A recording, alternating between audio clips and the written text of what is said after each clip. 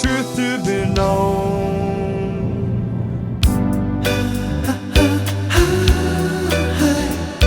I know this much is true.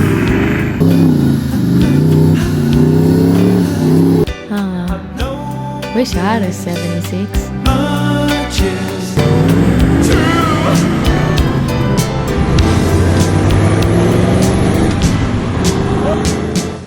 You know, I've still been thinking about getting a 76. Yeah. Problem is, like, they're all owned by young blokes, big wheels and stuff. Like, you wouldn't want one of those. You need one that's been owned by an old grandpa, but Where are we going to find one of them? Exactly, like, we're never going to find one of those.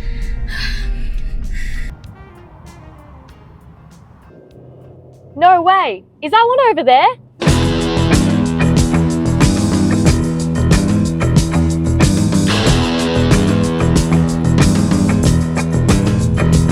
I got some money in my pocket.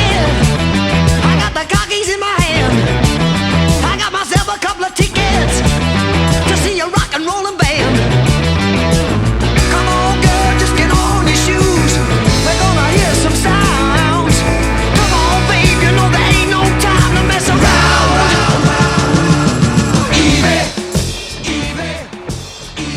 Hey, is this your car?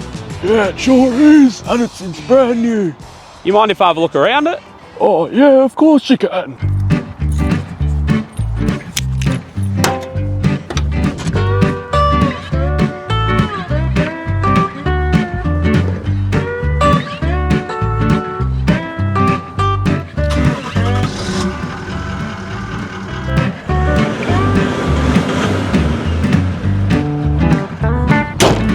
What do you reckon, Jesso? Yep, I love it.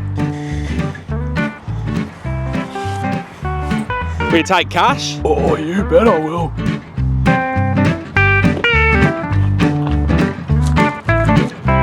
And just like that, a dream long held had at last come true. With the turn of a key and the purr of the engine, Jesso sets off, bound for the shed, embarking on her journey as a proud owner of the legendary 70 series.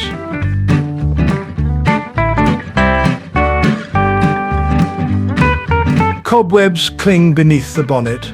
A fine layer of dust coats the dash, yet the floor mats, the seats, the trim, all remain immaculate, preserved like a fossil in amber. Its identity is proudly displayed, and with that badge comes capability, factory differential locks, electric windows, and the beating heart of a V8 turbo diesel. This is no ordinary machine. This is a living legend, the Toyota 76 series. Oh, g'day guys, welcome back to another episode. Today I've got Jesso here with me and we're going to be getting stuck into her new project. Mambus 2.0. As some people are aware, the Mambus Prado is up for sale. Officially, as we're filming, we haven't sold it yet. It's only been up for like 12 hours, but we ended up buying this car for a few reasons. So I bought my 2022 Prado brand new a few years ago now, and it was good for my business at the time. But as Lockie and I are thinking about buying a house, it's probably not the best thing to have financially.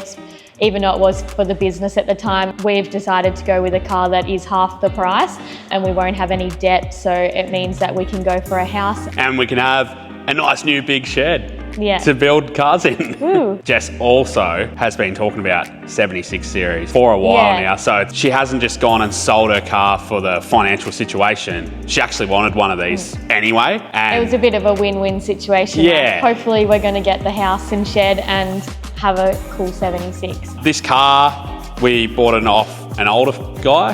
His family was selling it for him. Had dementia, so he wasn't able to drive. He ended up losing his license. 15 years old and it's only done 150,000 Ks and they're all grandpa Ks. He's had it since 2010, so he bought it from the car yard and had it since, but apparently for years they tried to get him to have a smaller car and he said no. So he's obviously loved this car and they're pretty keen to get some updates on it as we go, because it's been the same since he had it. So one of the things with this car is it's got a brown interior.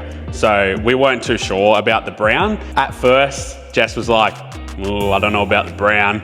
I was like, Oh, I love the brown because it's unique. Family that were selling it, they've given it a quick wash. They haven't popped the bonnet and washed under there. They haven't washed underneath. Inside there's dust on the dash. There's dirt in the carpet. They've literally just pulled it out of his shed, quickly washed it off, and then we've picked it up. So we're gonna start off by giving it a deep clean. The paint is actually quite faded over the years, and there's some external like rough stuff that you can feel on it. So I'm gonna use like clay bars to get all that off, and then we're gonna do a paint correction on it. One of the other things I did notice when I was looking online over the last few weeks is that a lot of cars presented really well, but they were in the higher Ks. Like as soon as it went to like the 250 to 300,000 mark, like Lockie was reeling off all the things that would need to be done that I didn't even think of. So when we were there looking at it, first thing pretty much started up, it was cold. If anyone's a bit dodgy on their car or it starts up a bit funny, they might warm it up before you get there so it runs nice when you get there. Started good,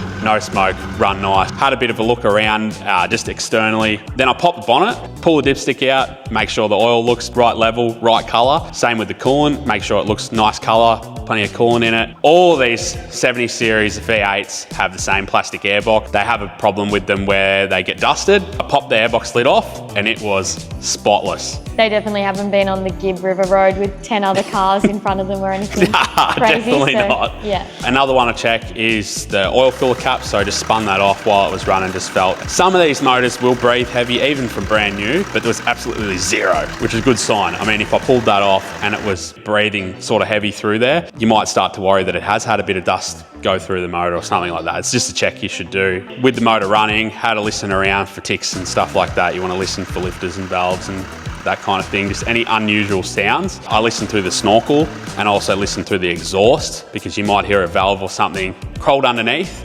Had a look around for rust, dipped my finger in the chassis rail and sort of seen if there was dirt in there, but I got a bit of it on my finger, brought it out, and it was just like normal kind of grey dirt. Had a look around, just general like bushes, and felt the shocks and just a few little things. Car like this, 150,000 Ks, standard suspension, and I'm feeling the shocker rubbers and they don't even move. You know it hasn't done much work because like if it had, they'd all be flogged out like after that many Ks. One of the other things we noticed is with the gearbox, it was all really nice and smooth. Just as comparing to my Cruiser, the gearbox is pretty flogged. It's or done Frank. Yeah, or Frank. And yeah, this one, it's tight. Wobble the stick, put it in gear. It feels really fresh. We took it for a drive. I said to the guy that was helping us view it, I want to do 100 Ks now. I don't care where it is, just so I can feel it, make sure it hasn't got any death wobbles or make sure it steers nice. And it was like brand new car. Put it in 4-wheel drive. You could nearly do it with one finger, like it went in that nicely. Which I don't know any four-wheel drives that do that. All come up on the dash and everything like it should. Being a GXL, it's twin locked from factory. Made sure they worked. Flicked the switch, the light obviously comes on the dash and it's flashing to say that it's not working. Done a bit of a turn, it went out. Checked the locking hubs, operated that. I drove around in low range for a little bit and didn't make any weird noises or anything. So I'm like, it's obviously probably never even been used. So I was pretty confident that it was gonna work. One thing also with buying the car was making sure for the money it was reliable, because some of the other cars at the similar price with higher Ks and a lot more things done to it, like a tune, it probably isn't worth it being a daily car. I still go to weddings and work every day as a hairdresser, so if I don't get there on time, I could ruin someone's special day. So we do need to make sure it's reliable. We did actually think about an 80 series or maybe a 105, maybe more of an FTE or something, but we also thought we could spend less to buy it, but it's going to cost a lot to make it actually reliable. So we knew this was the best option. Would have loved to get like an 80 series or 105 or something like that, but they are getting old. They've all done high Ks. There's not many out there that aren't thrashed. That's right. Or that I see anyway. Pretty reliable. They drive like a new car. Like an old FTE or 1HZ 79 compared to this car, they feel like an old car. Even a turboed 1HZ, like this is like a little zippy sport car. Yeah. And yeah. In their stock form. Check the VIN number and the engine number. Probably a good idea to check that stuff, especially, you never know, has it had an engine swap? Has it got a stolen motor in it? Who knows? Like, if it all matches up, you're in the clear. If it doesn't, you got to ask the question. We paid like $20 for a Vic Roads printout, and it had all the roadworthy history, everything on there, and there was nothing because it had literally been registered once and that was it for its whole life. We checked over the tyres and all of the roadworthy kind of items. I just checked the blinkers and everything too. We had to drive it home. What are the future plans? We definitely just want to tidy it up, give it a polish and a good clean. We'll end up doing like bull bar, tint, a few little nice things, maybe an updated bonnet, but we are keeping in mind that financially we're trying to buy a house, so we don't want to put our house deposit onto this. So no coil conversion. No, not just yet. We're going to start with the mods that don't cost any money, which is going to be cleaning and polishing for a start. And yeah, I think we're going to end up Do you want to see inside? colour coding these flares. How do you like the brown now? I do like it now. Jesso's been driving it around for a few days and We've it's only growing had on it a week tomorrow, so Have a look at that. You're going to keep the old man dash mat? probably not. Sorry. Let's get stuck into some cleaning. Come on, babe, you know there ain't no time to mess around.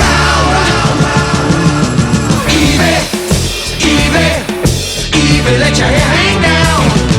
Evie, let your hair hang down. Evie, let your hair hang down. Evie, let your hair hang down. You got the body of a woman, the way you're moving like a queen. You got the face to raise a riot, and still you're only 17. But little girl, you're oh so shy, you hardly make a sound. Come on, babe, you know there ain't no time to mess around. Evie. All right, so I've just gone and masked up around these windows and stuff. I'm going to be buffing this area.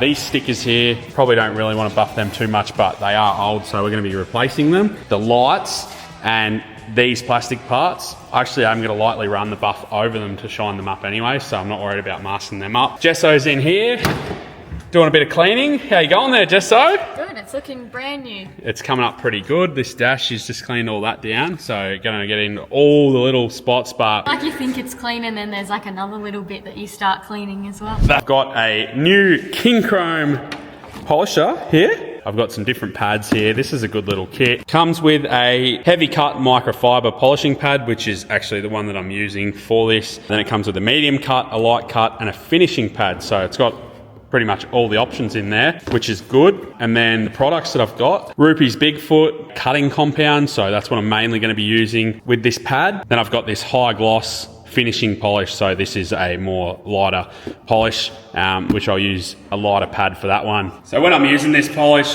I like to just put a bit of a swirl on my pad like that, and then I like to try and sort of smear that around a bit, so I'll actually work it around that panel just so it all doesn't end up in the one spot. I want a little bit more. Also, it works it into the pad so it's all sort of even. If you put too much on, or if you don't smear it around, when you start it up, it'll spray it all over the windows, all over the ground, all over everywhere. I'm running it at about 1400 RPM, around that sort of 1200 to 1500 is probably good for this kind of paint. You don't want to go too hard. When you're polishing paint, what you're doing is you're sanding off the paint until it's smooth, pretty much. So the harder you go, the further through the paint you go, and if you go too far, you're going to burn through it. I believe this is just a mono colour. As far as I know, I don't think there's any clear coat on this sandy taupe.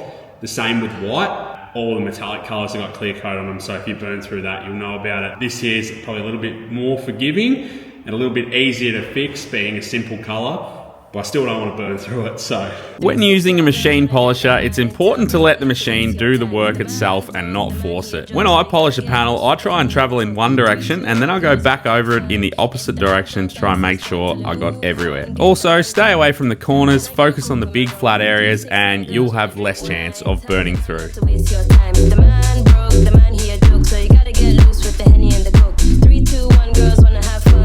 If the man don't dance, he's done. Tell him move on, get the man gone. Now can I get a coke with my rum? Can I get a coke with my rum? Can I get a coke with my rum? Can I get a coke with my rum? Can I get a coke with my rum? Can I get a coke with my rum? Can I get a coke with my rum? Can I get a coke with my rum? Can I get a coke with my rum? Can I get a coke with my rum? Can I get a 3, 6, 9 girls wanna drink wine? Tell the man not to waste your time. So this is what it looked like. And that's what it looks like just with a cut. So no polish. This is just a cutting compound with a cutting pad. And the next step is actually to polish it. What do you reckon, Jesso? It looks like new paint nearly, doesn't it? Jesso didn't believe me when we were buying the car and I said we'd be able to very easily make it look nice as it's a bit faded, but she believes me now, don't you? We're gonna do a mask line down the middle of the bonnet when I do the bonnet so you can actually see the difference. We're gonna keep polishing, Jesso's gonna keep cleaning. So I gave the bonnet a quick cut and now I'm throwing a finishing pad on for the final stage just to see how it comes up. 3, 2, 1, girls wanna have fun. If the man don't dance, he's done. Tell him move on, get the man gone. Now can I get a coke with my rum? Can I get a coke with my rum? Can I get a coke with my rum? Can I get a coke with my rum? Can I get a coke with my rum? Can I get a coke with my rum? What do you reckon, Jesso? Nice and shiny, I love it. Peel the tape off. Let's have a look. Just done the bonnet in the final polish stage with the actual finer pad. So this does a wax as well. I've went back and forth, back and forth, back and forth that way, and then I've went that way. By the time I finished all of that, most of the polish was sort of gone. Changed the pad, and then same thing. I've gone across one way and across the other way, and then I've gave it all a quick wipe off with a rag, and that's what it looks like. Jesso's pretty stoked, don't you? Yeah, literally. It looks She was a bit it looks like a whole new clear coat or something. Well, she was a bit concerned when we actually were buying the car because of this paint. Look at that. That's the wax working in it. Pretty cool. How good's that? So we just got to do the whole rest of the car. Well, this side here is already half done. I just got to go over it with the final stage, which will be pretty quick. What have we done around here? Have a look at that. Far out. Looks like a brand new car in here. Got rid of Grandpa's old steering wheel cover. Feels like you're driving like a truck. Or something Driving like a bus, driving yeah, all like the kids a bus. to school. It's pretty thick. It's only maybe where someone on the passenger seat's been like rubbing against the On the glove box. on the glove box, but yeah, and then even just where they've been Little bit of a dirty fat arm. arming it, even Bit like fat there was arming just it lots there. of like dirt, I suppose, but it's pretty much gone. We need a new trim, New trim. Frenchie style. Oh, that might be a Frenchie fab job, that one. But yeah, even just this has come up so much nicer. The other side and the rear doors and that are literally like spotless, aren't they? It looks like only... It really He's- has only been him. Yeah. Even I noticed the roof. You can probably see it. It's like spotless clean. But over there, in just that corner, you can see where it's dirty. But the whole rest of the car is literally spotless because it's only been like the driver. That was the mark there that Jesso was talking about. Pretty minor, that like that's literally all you can find in this whole interior. Now that we had a bit of an idea how it was going to come up, I ripped in for the rest of the day and got it all done. So ended up staying back here late last night and got the whole thing polished and all cleaned up. I've done the roof, the back wall, pulled like the number plate and the tyre carrier and that off and masked up, and yeah, done these back doors. I've done the entire roof. Have a look at that. Every inch of the car now is done except the flares. Didn't touch them or the bumper or the bull bar because they'll all be coming off at some stage. Jesso's got it booked in for window tint. I think she's going 15% on all the windows except for the front two, which will be the darkest legal, and obviously the windscreen will have no tint. It looks really good compared to when we drove it in here. Gonna look a lot better when I take it outside into the natural light, so pretty keen to see that. But before I do that, I'm gonna give it a service, and then I want to give the engine bay a bit of a clean up with the pressure washer outside. So haven't got Jesso with me today because she had to go to work, so I'm going to finish it off myself. And yeah, there's a lot of great videos out there on the internet about servicing cars and obviously showing you how to service your own car. It's one of those things that if you can do it, if you're willing to have a go, definitely a good thing to do at home. Obviously I'm going to be servicing this car on my hoist. You don't need a hoist. I've got a set of ramps. I've serviced a lot of cars on those. A car like this, you got heaps of clearances to get underneath. General service can be done with a basic portable toolkit in a driveway if you are willing to do it and you know what you're doing. So one thing that I do see online is a lot of people that show you how to service a car, they'll focus on how to change the oil and whatnot, but they might not actually show you all the things that you should check over in a service. So I'm just going to really quickly show you while I'm doing this how I service a car as a mechanic, or how I was taught in my apprenticeship, and yeah, just the things you should look out for and check over every time you service your car. So let's get stuck into it. All right, so under your car, on the bottom of your motor, you'll have an engine sump, which has got the oil in it that you're gonna have to drain out. When I was a first year apprentice, I worked on a front wheel drive car. The motor is spun around the other way, and it had 2 sumps. I've looked at it, gone, that's the sump, drained the plug, and that was the transmission. Very easy mistake to make. Make sure you have a proper look, do your research, and work out where your actual sump is. In an ideal world, you should always drain your oil while it's sort of warm. If it's hot, I find it comes out too quick. It'll splash off your drain tin, it'll make a mess. If it's too cold, it'll take a long time to come out, and it may not all come out. I'll go walk away, do something else, and I'll let that have a good drain, and I'll come back to it. When we actually bought the car, I jumped on Spares Box and I ordered some filters for it because the fuel filter light was on and it was due for service. So generally I like to use Ryco filters. They're a pretty reputable brand. If not, I'd probably go for Genuine, and I've got a new filter tool. This is some oil that I already had. This is a 1540 mineral oil because this car is a pre-DPF, which that helped a little bit in the decision to buy it. It also doesn't have ABS or any of that fancy stuff that all the new ones have. So in my opinion, this is probably the better model to get, especially when it's got low Ks like it does. See how tight they've done it up? Very tight. When you take the filter off, there is a sleeve in the middle. It stops the filter from crushing and collapsing. Now, if the filter crushes and collapses, it'll starve the motor of oil pressure. What happens, and it's extremely common on these 1BDs, this sleeve comes out. It can come out. It's held in with some spring clips. Now, I've seen it before. The filter has been really tight in there, and it's took a bit of a wriggle to get it out, and it's popped out, and it's come out like that. Yep, all sweet. Thrown it in the bin. Now, the new filter will still sit back in there, and you can put it in there and you can screw it back in, and it is very common and it'll blow the motor up. Seen one happen before at my old work. I think they done a couple of thousand Ks and then it blew up like right out the side of the block.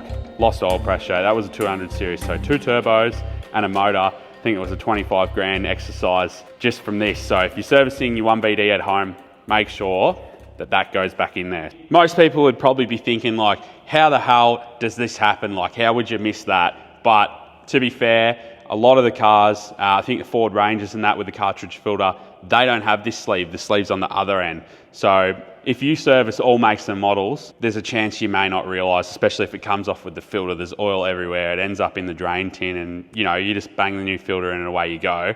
It happens. So yeah, make sure you check that that's it there.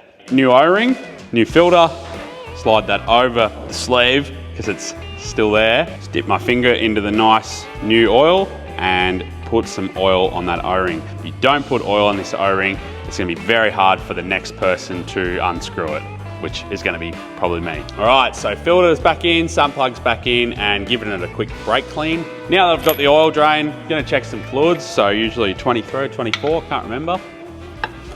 I just grab a rag when I'm doing this. If they've been overfilled, then a little bit will run out when you take the bung out. I'll just show you a little trick that my old boss taught me. Get a zip tie, bend it at about 30, 40 mil, something like that. Bend it to a right angle, put it in the hole and dip it. There's a little bit of guesswork involved, but that'll show you it's about 2 or 3 mil off being full, and the color of that oil, look at that, you can't even see it on my hand. It's like brand new, so. See a bit of grease build up around these swivel hubs. They're not wet, it's literally just grease. Nothing to be too worried about. You can even see like this one here is all greasy just from where they've been greasing, and it's literally no one's ever washed it underneath here. Come down to the gearbox, same thing. I don't know if you will be able to hear that, but it sort of went when I took that bung out. That means that the breather's blocked on it. Shouldn't be pressurized. Up on the top up here, I'll have to check that out later. I'd say we'll probably put some extended breathers on this, so we'll fix that then. But clean as, it's like brand new and it is full to the brim. Now that one I just checked was the gearbox. Being a four-wheel drive, it's got a transfer case as well on the back here. These run separate oil to the gearbox, so I'm gonna have to check this one as well. You see it's running out a little bit there. This is full to the brim and brand new. May have been changed. The car's been serviced by Toyota its whole life. It just missed a couple. Story is the guy had dementia and he just forgot to get it done. Simple as that. Clean that oil off. Look at that. Rear diff too, so this is getting used. Every time the car gets driven, this diff is getting used. It's the little things like this that just reassure me that this was a good buy. That oil hasn't done 150,000 Ks, but just the fact that all the fluids have been changed is good to know. While we're under here, we've got to grease this tail shaft. Before I grease it, always check the unis. Because once you grease them, it'll fill them up with grease and it'll take the play out of it. So there'll be no play, even if there was. There's none in this because it's in really good condition. You can also check the slip joint, so just for up and down play, and also the output of this gearbox. Not even the pinion, nothing moves even the slightest bit. It's literally like brand new. Don't be fooled by a bit of paint and a bit of grease around it. This thing is tight. Always wipe the grease off the grease nipple before you grease it. If you don't, it pushes dirt into it where you don't want dirt.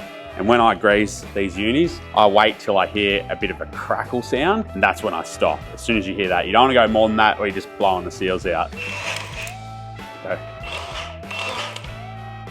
Bit in that slip joint.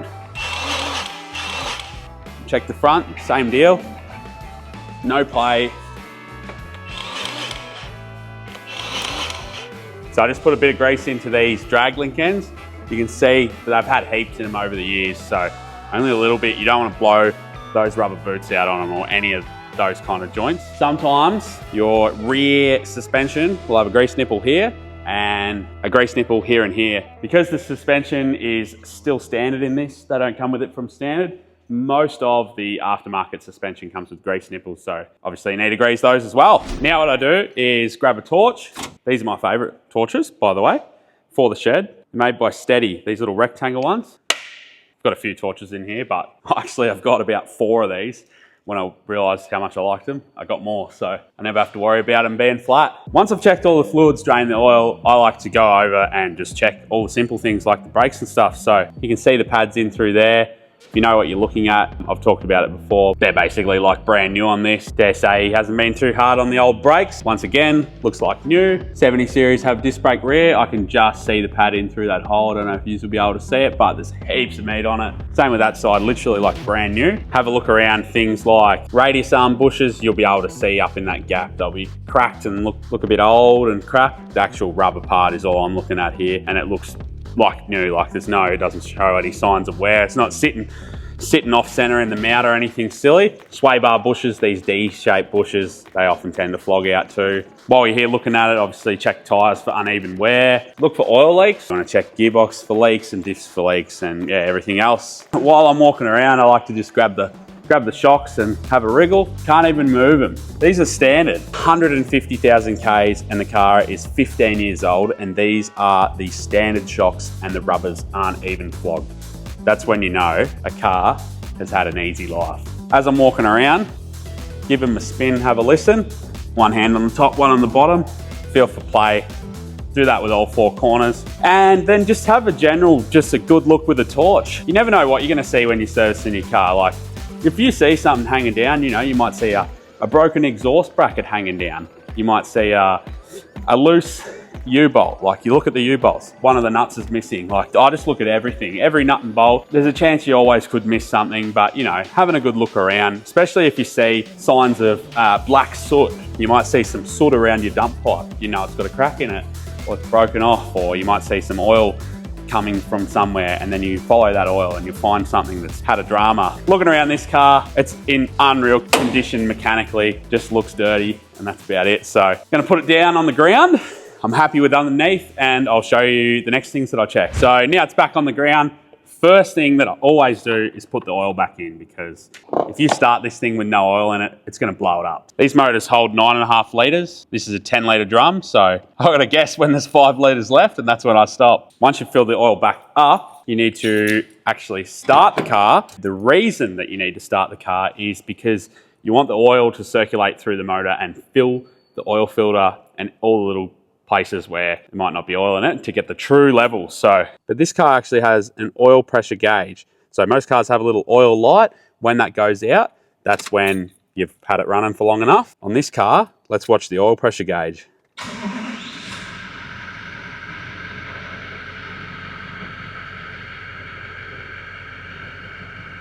All right, so you see it coming up, up, up.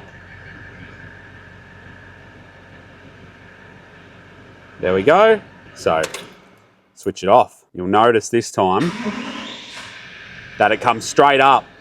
That's because the first time it had no oil pressure in it. So a little bit scary for you, but just drained it all out and changed it. So it takes a second to get it to circulate through the motor. And yeah, now it's circulated through the motor, we let it sit. So all the oil can run all the way back down to the sump to give us our true level. I don't always trust the dipstick reading, only because sometimes if you dip it in, pull it out, dip it in, pull it out, it actually drags the oil up the dipstick tube. So what I like to do is actually take it out now, and I'll just sit it there, and I'll move on to doing something else for a few minutes, and then I'll dip it in and pull it out, and that's it. That'll be the truest you can get it. A little bit of a check under the bonnet. So you want to check things like the coolant. This is an overflow bottle, so it's got a full mark just there, and you're on the full mark. With any of your fluids, you always want to be on the full mark, whether it's oil, whether it's coolant, whether it's brake fluid.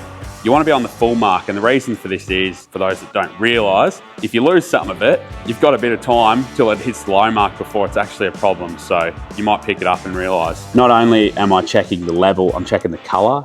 You probably can't see it on the camera, but it looks really good. Same with the brake fluid, looks really good. Check all the coolant hoses. You want to look for like crusty, white looking stuff. That'll indicate that it's leaking. These feel nice and soft too, so checking for leaks. The thing's covered in dust, it hasn't been washed, so if there's gonna be a leak, we'll see it. Power steering fluid down here, check that as well. Good, nice and full. Already talked about these 1VD air boxes. I'll actually just quickly show you while I'm here, because I need to pull it out as part of a service. Got your clean side, not too bad. I'll give that a blow off with the air compressor, and I'll put it back in. But while I'm here, this is your dirty side of the airbox. Obviously comes in through the snorkel into there, and then it goes through your filter. You shouldn't have any dirt on this side. Now that's where the dust gets around the seal on these. So a little bit of a trick, put a bit of rubber grease on that when you put it back in, and it'll definitely help the situation. I'm just using this Wright rubber grease. Always have this on my spares box shelf. Where's it come from? Spares box? Don't want to get it everywhere, get around that top edge as well. If the dust gets around the seal, it's going to have to get through this grease to get into the motor. Same way you do a dirt bike air filter. Pop that back in there. Let's check this oil level now. Should be at its true level. Doesn't want to focus for me, but in between the lines.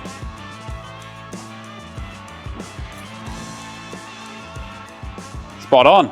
So now that I've finished that, I will find the page in the book. 150,523. Put a sticker on the dash and good to go. Wright oil drums actually come with a free sticker. So that's where I got this one from.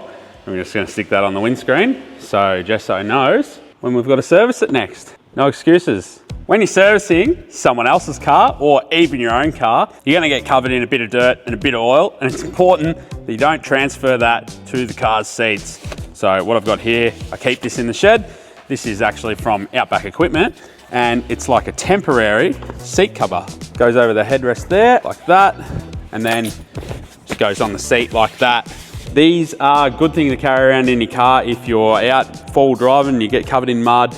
If you're at the beach and you're wet, you know, there's so many scenarios where this could come in handy. You could have it under your seat, and yeah, it's just a little temporary seat cover. Even if you've got seat covers, you just put this on when you're really dirty, pretty much.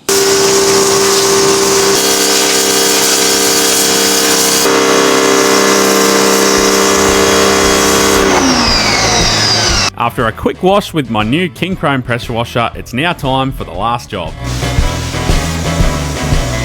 Toyota actually specifies that you only have to change the fuel filter when the light comes on the dash. I like to change mine every service because they're cheap to buy and it only takes a few minutes, so why wouldn't you?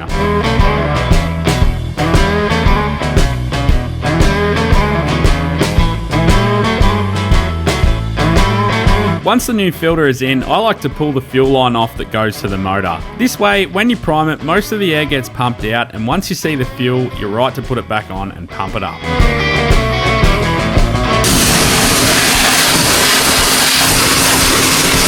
Now that it's all cleaned up and serviced, time for a set of fresh new, tough terrain floor mats to finish the job off. These are available on Outback Equipment, and you can use my code POOLY5 for a store-wide discount.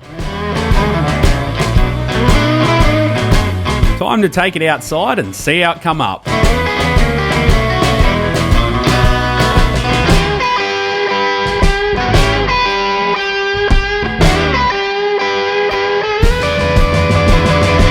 If you enjoyed this episode and you're keen to see more content like this, make sure you give the video a like, leave me a comment and subscribe. I dare say this car is probably going to be copying the full treatment, so make sure you're subscribed if you want to follow along.